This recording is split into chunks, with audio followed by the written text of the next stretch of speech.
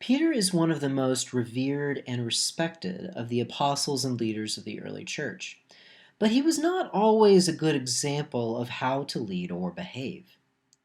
We can learn just as much, if not more, from Peter's failures than his successes. In Matthew, Jesus walks on water. Peter's first reaction is to ask Jesus to command him to come walk on the water too. Peter is able to do it at first until he notices the strong winds and starts to sink. It takes Jesus to come and save him.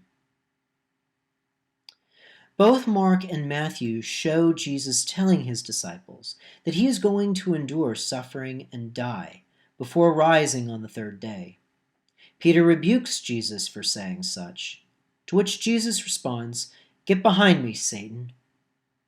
In both Gospels, this is immediately after Jesus has just applauded Peter for knowing that Jesus is the Messiah, the Son of the living God. All the synoptic Gospels include a story of the Transfiguration. In both Mark and Luke, Peter responds, "It is good for us to be here. Let us make 3 dwellings, one for you, one for Moses, and one for Elijah." In Mark, we learn Peter says this because he was afraid. But in Luke, we are told that Peter said this, not knowing what he said.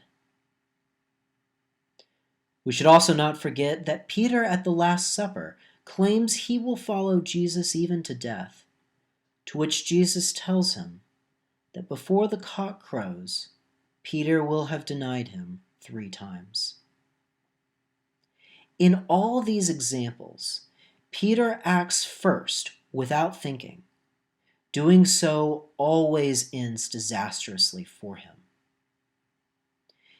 It is good for us to be doers and put ourselves out there. Think before you do so. You could avoid the same embarrassment Peter faced if you remember to think before you act.